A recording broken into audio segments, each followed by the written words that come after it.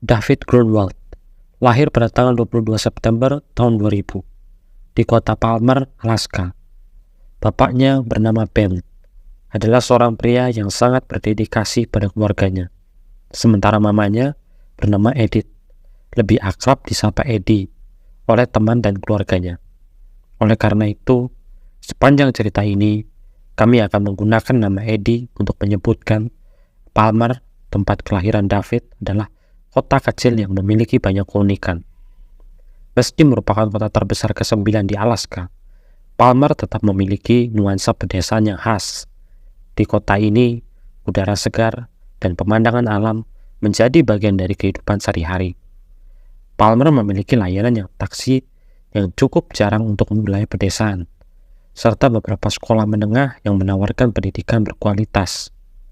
Namun, terlepas dari fasilitas modern itu, kota ini masih terasa akrab dan sederhana bagi penduduknya.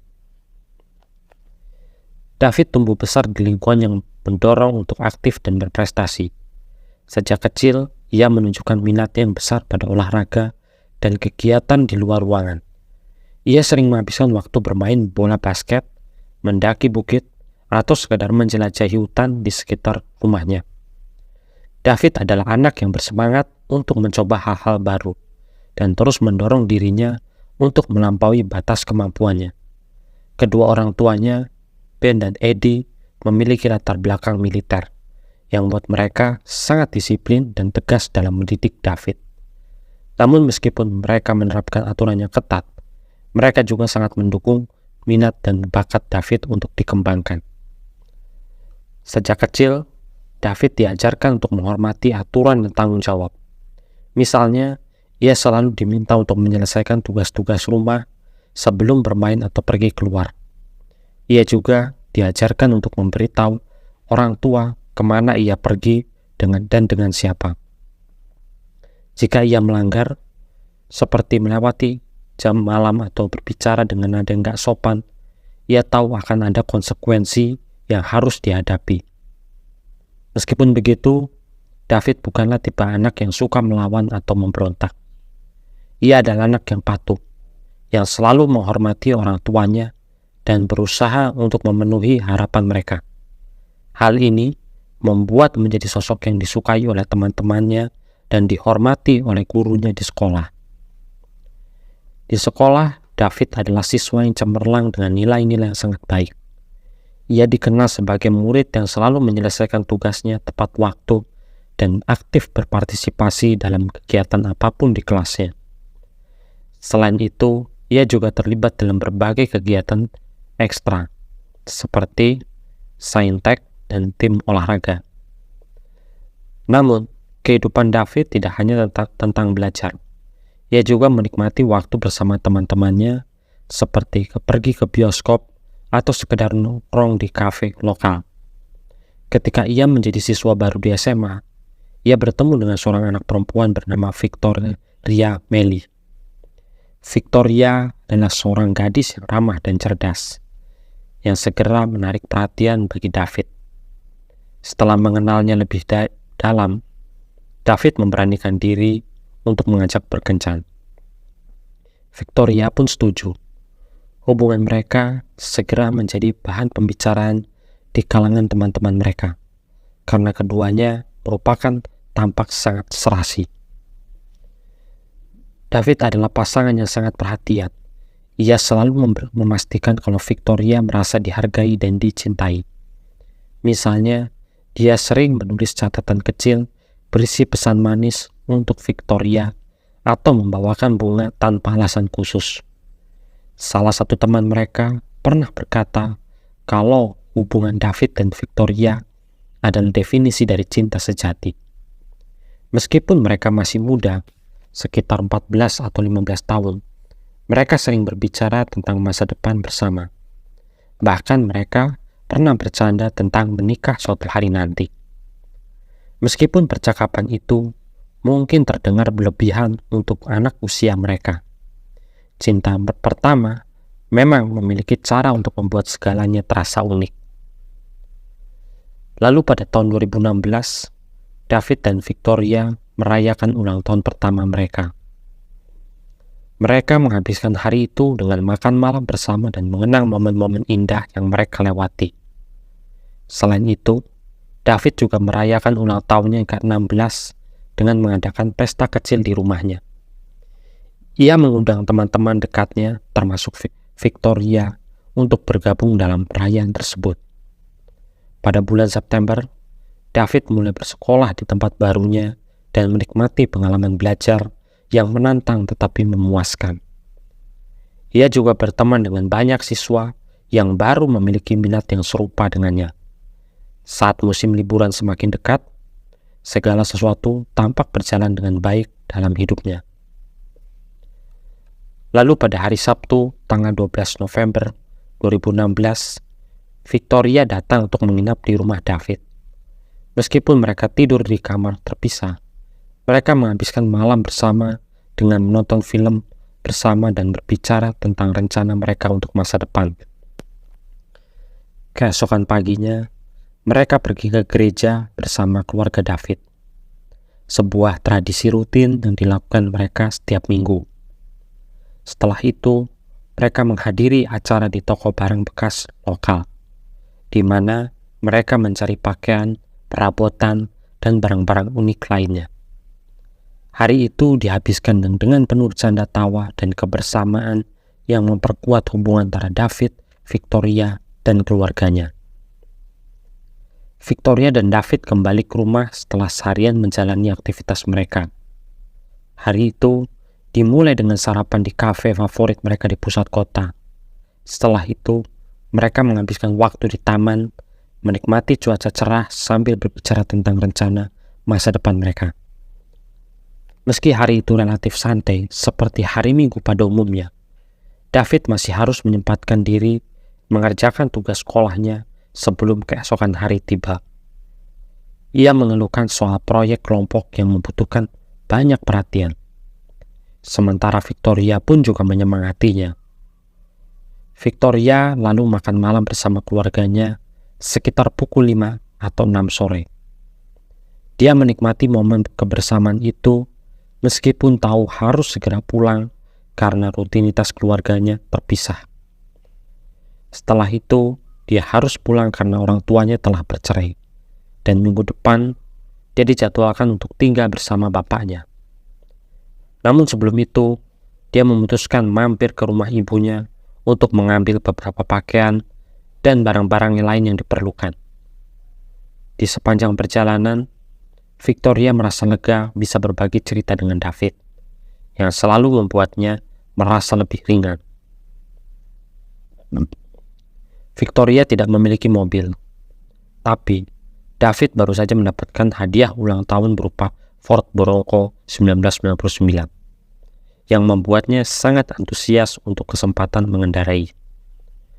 Mobil itu adalah impian David sejak lama, dan dia menganggap sebagai simbol kebebasan. David pun dengan senang menawarkan diri mengantarkan Victoria ke rumahnya. Ketika mereka bersiap untuk pergi, David menerima beberapa SMS dari seorang temannya yang juga bernama David. Kemudian kami sebut sebagai David Evans untuk membedakannya. Pesan itu cukup panjang dan penuh dengan emotikon menggambarkan urgensi yang dirasakan oleh David Evans. David Evans meminta bantuan agar dijemput dari sebuah restoran pizza dan diantarkan ke rumah seorang teman bernama Eric. Meskipun ini bukan bagian dari rencana awal mereka, David memutuskan untuk membantu karena merasa itu tidak terlalu merepotkan. Kebetulan rumah Eric tidak terlalu jauh dari rumah ibu Victoria. David menguraikan rencana kepada Victoria dengan penuh percaya diri, meyakinkan kalau semua akan berjalan lancar. Jadi, David merencanakan untuk mengantar Victoria terlebih dahulu, lalu menjemput David Evans, mengantarkannya ke rumah Eric, dan kembali lagi membawa Victoria ke rumah bapaknya. Rencana ini terdengar cukup masuk akal, dan David segera melaksanakan tugasnya. Sebelum memulai perjalanan, mereka memutar playlist favorit mereka dengan lagu-lagu yang membangkitkan semangat Selama perjalanan mereka berbicara tentang berbagai hal, mulai dari film yang ingin mereka tonton hingga rumor yang beredar di sekolah. Setelah mengantarkan Victoria ke rumah ibunya, David menjemput David Evans dari restoran pizza dan membawa ke rumah Eric. Sepanjang perjalanan, mereka melewati jalan yang dihiasi lampu-lampu Natal yang sudah mulai terpajang di sepanjang jalan. Meskipun masih pertengahan November. Selama perjalanan kembali, David memberitahu Victoria kalau Eric dan David Evans mengundangnya untuk bergabung. Dia tidak yakin apakah akan pergi, tetapi dia tetap menelpon orang tuanya untuk meminta izin memperpanjang jam malam hingga pukul 9:20 malam. Orang tuanya mengizinkan, meskipun hal itu sedikit di luar kebiasaan. Victoria bercanda kalau David selalu terlalu disiplin, dan dia tertawa kecil mendengar hal itu. David juga sempat berbicara tentang betapa pentingnya baginya untuk tetap menjaga kepercayaan orang tua.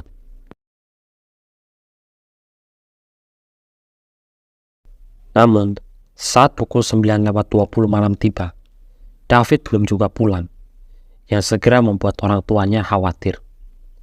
Mereka mulai memeriksa HP-nya, tetapi tidak ada panggilan ataupun chat baru dari David. David biasanya dikenal sangat taat aturan. Bahkan untuk keterlambatan beberapa menit sekalipun, dia biasa menelpon. Lalu, 5 menit kemudian, ibunya, Eddie, mencoba menghubungi Victoria untuk menanyakan keberadaan David. Victoria terkejut mendengar kalau David belum sampai di rumah. Terakhir kali dia melihat David adalah saat dia diantarkan ke rumah bapaknya sekitar pukul 6:30 malam. Victoria mencoba mengingat percakapan terakhir mereka, tetapi tidak menemukan petunjuk apapun. Eddie kemudian mencoba menghubungi Eric, tetapi bapaknya Eric, Rodney, tidak tahu keberadaan David. Rodney terdengar bingung dan mengatakan kalau anak-anak biasanya bermain di ruang bawah tanah. Tetapi dia tidak melihat David malam itu. Hal ini membuat keluarga semakin khawatir. Ketika mereka menghubungi Eric, dia mengaku tidak melihat David malam itu. Ketegangan meningkat, dan orang tua David memutuskan untuk keluar dan mencarinya sendiri. Mereka menyusuri semua rute yang mungkin dilewati David, memeriksa setiap tikungan jalan dan bahkan area parkir yang kosong. Tapi mereka tidak menemukan jejaknya sedikit pun. Keesokan harinya, pada tanggal 14 November di hari Senin, pukul 12:30 siang, seseorang melaporkan melihat kendaraan yang terbakar di dekat jalan setapak terpencil. Laporan itu datang dari seorang pejalan kaki yang kebetulan melewati daerah itu untuk berolahraga. Ketika polisi tiba, mereka memutuskan kalau mobil itu bernama Ford Bronco milik David. Truk itu terbakar parah dengan bagian interior yang hancur total, tetapi tidak ada tanda-tanda keberadaan David. Penemuan ini memicu berbagai desas-desus dari kepolisian, mulai dari kecelakaan hingga tindakan kejahatan. Para petugas mulai mengamankan area dan mencari petunjuk yang bisa menjelaskan apa yang sudah terjadi. Penemuan itu memicu pencarian besar-besaran yang melibatkan ratusan sukarelawan, Garda Nasional, dan polisi. Mereka menyisir setiap sudut hutan sekitar menggunakan anjing pelacak dan drone untuk memaksimalkan pencarian. Sementara itu, keluarga David mulai menyebarkan brosur di seluruh kota dengan foto David dan deskripsi terakhir tentang dirinya. Mereka menyebarkan juga di medsos, di Instagram, dan juga TikTok, berharap pada seseorang yang memiliki informasi tentang keberadaan David. Namun waktu terus berjalan, tanpa ada kabar atau petunjuk yang jelas. Ketegangan semakin terasa, dan harapan mulai memudar ketika hari berganti malam. Meskipun David dikenal sebagai sosok yang tidak memiliki musuh, ia kemungkinan menjadi korban penculikan dan penghabisan oleh seseorang yang tidak masuk akal. Polisi mulai fokus pada kejadian malam tanggal 13 November 2016 saat David mengantar Victoria ke rumah bapaknya untuk mencari petunjuk apa yang terjadi. Mereka memutuskan untuk memeriksa Eric, teman David yang awalnya mengaku tidak bertemu malam itu. Namun, keraguan muncul ketika Eric tidak merespon panggilan polisi selama 3 hari. Lalu akhirnya Eric dipaksa untuk datang dan diwawancarai. Lalu Eric mengubah ceritanya, mengatakan kalau ia pergi ke pesta sendirian sementara David mengantarkan temannya pulang tanpa memberitahu penjelasan lebih lanjut. Pihak kepolisian pun lebih lanjut mengungkapkan kejanggalan lain, termasuk data GPS HP Eric yang menunjukkan kalau ia berada di lokasi tempat mobil David ditemukan. Polisi juga menemukan bau aneh di sekitar mobil milik Eric dan jejak darah di dalamnya. Informasi dari tetangga dan seorang teman Eric yang mengaku Eric dan 3 orang lainnya mengatakan mereka telah menghabisi David. Salah satu dari mereka, DJ, akhirnya mengaku menghabisi David dan membuang jasadnya di hutan pada tanggal 2 Desember 2016. Tubuh David ditemukan setelah hilang selama 19 hari. Ketika DJ mengarahkan polisi ke tempat jenazah David dibuang, tubuhnya sudah sangat membeku karena terpapar hipotermia dalam waktu yang sangat lama. Kondisi ini menunjukkan kalau David telah lama terbaring di luar tanpa perlindungan, mengatakan betapa kerasnya kondisi cuaca yang dialami sebelum ditemukan. Meskipun tubuhnya membeku, para kepolisian tetap menemukan banyak informasi yang berguna mengenai apa yang terjadi pada detik-detik terakhir kehidupan David. Ada banyak luka pertahanan yang menunjukkan kalau David berusaha melawan semua kejahatan itu. Dan beberapa luka memar di badannya. Penyebab kematiannya sangat jelas. Kalau David ditembak dengan cara eksekusi tepat di bagian atas alis kanannya, yang menunjukkan kalau penghabisan berencana untuk mengakhiri hidupnya tanpa ampun. Setelah tubuhnya ditemukan, para kepolisian bisa merasakan ada yang sangat salah dalam penghabisan itu. Pada hari itu juga, polisi memberitahu kabar tersebut kepada orang tua David. Ketika bapak ibunya David membuka pintu dan melihat wajah para polisi, mereka tidak perlu mendengar kata-kata apapun. Cukup dengan melihat ekspresi wajah para polisi itu. Mereka sudah bisa merasakan apa yang sudah terjadi. Mereka nggak ingin berharap buruk, tetapi perasaan orang tua merasa nggak bersalah. Setelah mengumpulkan bukti lebih lanjut, para polisi mulai menyelidiki lebih dalam dan menemukan kesaksian dari orang-orang yang terlibat serta darah yang ditemukan di trailer milik Eric. Penyelidikan kemudian berfokus pada Eric, yang diduga tahu persis daripada yang diakui. Para kepolisian merasa Eric bisa menjadi kunci untuk memecahkan masalah itu. Dan mereka yakin dia menyimpan banyak informasi yang belum diungkapkan di kepolisian. Setelah melakukan beberapa penyelidikan lebih lanjut, mereka memutuskan untuk membawa Eric untuk diinterogasi. Mereka memberitahu kalau dia menghadapi tuduhan penghabisan serius. Sebuah langkah yang membuat Eric mulai merasa cemas. Awalnya, Eric tampak gak berpengaruh, tapi mengaku tidak tahu apa-apa. Lalu dengan tegas menolak keterlibatannya dalam hilangnya David. Dia bilang kalau dia sama sekali tidak mengetahui apa yang sudah terjadi dengan David dan bahkan menyatakan kalau dia tidak pernah melihat David di malam itu. Namun para polisi tidak begitu saja percaya dengan cerita yang tampaknya penuh dengan kebohongan. Setelah beberapa jam, polisi mulai membeberkan bukti-bukti yang mereka temukan, seperti rekaman video, kesaksian dari beberapa orang yang melihat Eric di tempat kejadian, dan darah yang ditemukan di trailer. Mereka menunjukkan padanya kalau cerita yang dibuat sudah tidak bisa dipertahankan. Pada titik itu, Eric akhirnya menyadari kalau ceritanya sudah tidak bisa dipercaya lagi. Dia tidak bisa lagi berbohong tanpa menghadapi konsekuensi yang lebih besar. Dalam momen itu, setelah tekanan yang diberikan oleh para kepolisian, Eric akhirnya memutuskan untuk mengakui semuanya. Polisi menganggap Eric sebagai tokoh utama dalam cerita itu. Meskipun mereka belum tahu siapa yang menembak David, mereka yakin Eric berperan besar dalam merencanakan penghabisan itu, dibantu oleh 3 orang temannya yang bernama DJ, Austin, dan Bertley.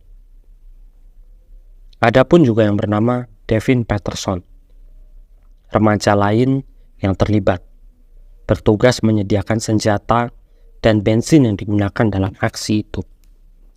Semua tersangka didakwa, dengan Eric menghadapi tuntutan penghabisan dan kejahatan lainnya. Sementara Devin mendapatkan tuduhan perusakan barang bukti. Selama di persidangan, jaksa mengatakan kalau Eric terobsesi dengan kehidupan geng yang terbukti lewat postingan di medsosnya. Pengacaranya beranggapan kalau Eric terlalu muda untuk sepenuhnya mengerti akibat tindakannya. Tetapi pendapat itu tidak meyakinkan. Eric akhirnya dijatuhkan hukuman 99 tahun penjara dan harus membayar denda karena membakar Bronco milik David. Meskipun dia mengaku tidak menginginkan keringanan hukuman, keputusan pengadilan tetap dijatuhkan. Namun setelah setahun, muncul pertanyaan besar yang belum terjawab. Eric yang sebelumnya menyatakan penyesalan yang mendalam, kembali terlibat dalam kekerasan di penjara setelah menyerang seorang petugas lapas atau sipir. Kejadian itu menunjukkan kalau dia masih belum bisa mengendalikan emosinya. Meski sudah berada dalam sistem penjara, dia juga terlibat dalam perkelahian selama masa hukumannya, dan bahkan ditangkap karena memiliki pisau rakitan, yang semakin menambah daftar pelanggarannya. Ini menunjukkan kalau dia belum benar-benar bisa bertobat atau belajar dari kesalahan di masa lalunya. Mungkin saja dia hanya ingin menunjukkan dirinya sebagai sosok yang tangguh di mata para penghuni penjara, dengan pengakuan kalau dia telah menghabisi David dan teman-temannya. Meskipun itu gak masuk akal, Eric berusaha tampil berani. Faktanya, dia masih terjebak dalam pola pikir yang sama seperti waktu di luar penjara kemarin. Keinginannya, dia masih terjebak dalam pola pikir yang sama untuk tetap terlihat keras di hadapan orang lain, hanya memperburuk citranya. Padahal, jika dia benar-benar ingin menebus kesalahannya, Eric seharusnya mulai belajar dari kesulitan yang sudah dihadapi. Terkait kasus penghabisan itu, Austin memutuskan untuk menerima kesepakatan pembelaan yang membuatnya dijatuhkan hukuman 65 tahun penjara. Namun, dia berhak mengajukan pembebasan bersyarat setelah 15 tahun. DJ mendapatkan hukuman 99 tahun penjara, yang menunjukkan seberapa serius tindakan yang mereka lakukan. Sedangkan Bertley dijatuhkan hukuman yang lebih berat, yaitu 1000 tahun penjara. Sebuah hukuman yang mencerminkan seberapa besar dampak yang ditimbulkan oleh perbuatannya terhadap kehidupan orang lain. Devin Peterson yang turut terlibat mendapatkan hukuman yang lebih ringan setelah menerima kesepakatan pembelaan, menghindari dakwaan penghabisan dan hanya dijatuhkan hukuman 9 tahun penjara. Meskipun demikian, Devin masih harus menjalani hukuman lain terkait dengan kejahatan yang lebih serius. Akhirnya, keempat pelaku utama dan satu kolaboratornya kini menjalani hukuman penjara yang panjang. Meski David tak bisa kembali, hidupnya berakhir di usia 16 tahun. Padahal, dia sudah memiliki rencana hidup yang jelas. David telah merencanakan untuk meraih gelar teknik, belajar menerbangkan pesawat, dan menikahi Victoria, yang menjadi bagian penting dalam hidupnya. Namun, rencana itu hancur karena tindakan brutal Eric dan teman-temannya, yang merampas masa depan David dengan cara yang sangat kejam.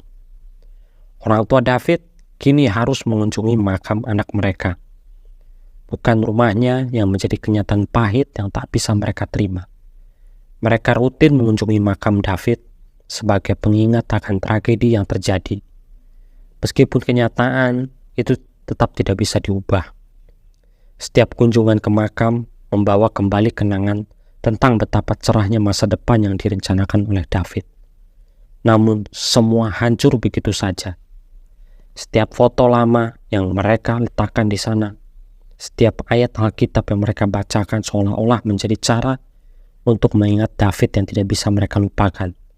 Sampai sekarang tidak jelas apa motif Eric melakukan penghabisan kepada David itu, ataukah Eric cemburu dengan David yang dekat dengan Victoria, ataupun juga dengan berbagai alasan karena mungkin David jauh lebih pintar dibandingkan Eric.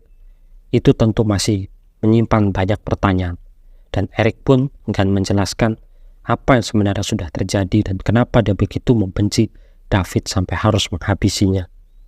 Sekian dari ceritanya ini, semoga sangat menghibur Anda.